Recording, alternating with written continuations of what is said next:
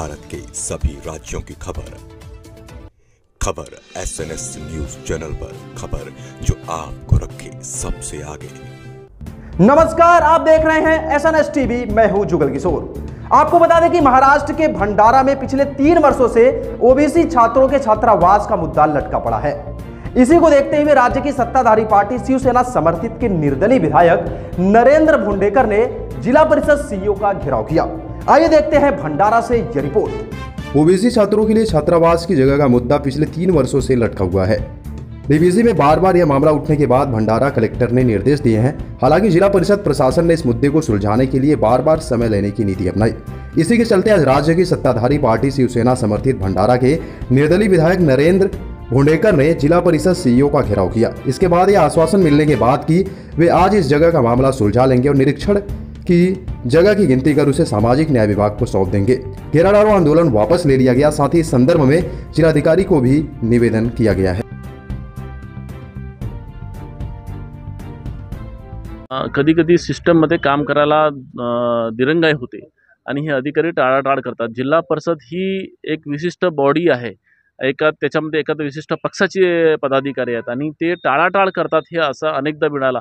मागच्या DPDC मध्ये सुद्धा मुद्दा उचलला की आणि त्याच्या पालकमंत्र्यांनी सुद्धा निर्देश दिलेत आणि त्यांनी GB मध्ये त्याचं आता मंजूर केलं। पण GB मध्ये मंजूर करत असताना अधिकारी मग टाळाटाळ करतात की आम्हाला एवढीच जागा द्यायची, तेवढीच जागा द्यायची। तर हे काय आपल्या घरातली जागा देत नाही।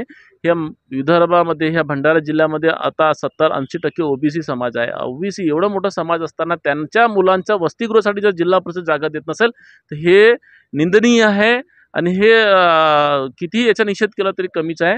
म्हणून आज आम्ही स्वतः त्या अधिकाऱ्यांकडे गेलो आणि सगळ्या कार्यकर्त्यांची भूमिका होती, जर आज त्यांनी जर आश्वासन दिलं नाही, जागा दिली नाही, आज निर्णय घेतला नाही तर आम्ही ताला ठोको आंदोलन आम्ही करणार होतो। पण सीओनी आम्हाला आजच्या आज सगळ्या अधिकाऱ्यांना सांगितलं की जे काही आहे आज जागेचं क्लिअरन्स आज संध्याकाळपर्यंत होऊन जाईल आणि म्हणून आम्ही आज तिकडून कलेक्टर साहेबांकडे आलो आणि आज त्यांना सांगितलं की जागा जिल्हा परिषद देत आहे, तुम्ही एस्टिमेट 2 दिवसात आमच्या इकडे पाठवा आणि हे 2 दिवसात एस्टिमेट जर गेले तर नक्कीच शासनाकडून मग माझं काम सुरू होते। मी शासनाकडून ह्या जून महिन्याच्या याच्यामध्ये बजेटमध्ये हे दोन्ही शासनाची मंजुरी म्हणजे ओबीसी वसतिगृहाची आणि शेड्यूल कास्ट मुलांच्या वसतिगृहाची, हे दोन्ही 4 वसतिगृह 2-2, 4 असे 4 वसतिगृहाची निधी आणण्याची जबाबदारी माझी, असं आम्ही नियोजन केलेलं आहे।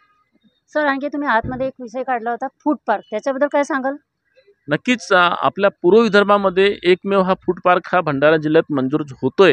याच्यासाठी शासनाकडून आम्ही मुख्यमंत्री साहेबांना निवेदन केलं तर मुख्यमंत्री साहेबांनी तिथले MDना पत्र दिलं होतं। MDनी तसं शासनाला पत्र दिलं, इकडे कलेक्टरला पत्र दिलं जानेवारीमध्येच, पण त्याच्या आतापर्यंत जागेचं त्यांनी दिले नाही आहे शासनाने। म्हणून आम्ही कलेक्टर साहेबांना म्हटलं की आम्हाला 5 एकर जागा तुम्ही द्या, तो विदर्भात सुबेत असा फूड पार्क ह्या आपल्या भंडारा जिल्ह्यामध्ये होईल, त्यामधून रोजगार निर्मिती होईल आणि रोजगार निर्मिती झाली तर आपल्या जिल्ह्याचे थोडंसं बेरोजगारांना सहकार्य होईल। म्हणून ते जागेचा संदर्भात आम्ही बोललो की ताबडतोब आम्हाला जागा उपलब्ध करून द्यावं, जेणेकरून शासनाकडून जे काही प्रोजेक्ट आहेत नवीन जे आपले भंडारा जिल्ह्यात कधी असे झाले नसतील असे प्रोजेक्ट आपण आणून आपल्या जिल्ह्याचा विकास कसा करता येईल हा आमचा एक उद्देश होता। सर, आणखी माझा प्रश्न, जर वसतिगृहाला जागा मिळाली तर तो किती दिवसामध्ये तयार होईल, वसतिगृह सुरू होईल? नक्कीच त्याचा कालावधी असते 12 महिने 18 महिने जे काय असते, पण महत्त्वाचा वसतिगृह पहिले निधी मंजूर व्हायला पाहिजे। कसं आहे, तो काम सुरू झाल्यानंतर मग त्याचे आपण कालावधी फिक्स करू शकतो, कॉन्ट्रॅक्टरला बोलू शकतो, पण आज निधीच मंजूर नसेल तर निधीच मंजूर झाला नसेल तर काम कसं सुरू होईल? म्हणून मी त्यांना म्हटलं की जागा पहिले फायनल करून द्या आणि जागा जर झाली तर आपण त्याचा एस्टिमेट पाठवा, ठराव पाठवा आणि आम्ही ते मंजूर करून आणलं की ते 100% मग तो, नाही तर मग जर समजा ताबडतोब झालं नाही तर जून महिन्याच्या बजेटमध्ये झालं नाही तर मग तो इलेक्शन लागेल, मग इलेक्शन नंतर मग 1 वर्ष लागेल, म्हणजे हा 1-1.5 वर्षानंतर प्रोजेक्ट होईल।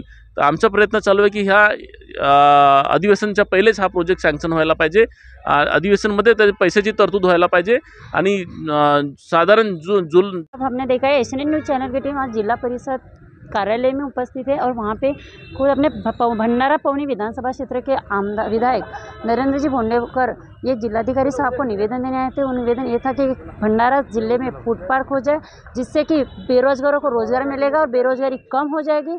और ऊपर काय सांगाल कशा संदर्भात आज निवेदन दिलं? अनेक वर्षापासून ओबीसी विद्यार्थ्यांचे वसतिगृह आहे हे 3 वर्षापासून प्रश्न रेंगाळत आहे आणि जागेचा आज देतो उद्या देतो याच्या आधी पण आपण DPCमध्ये हा विषय मांडला होता.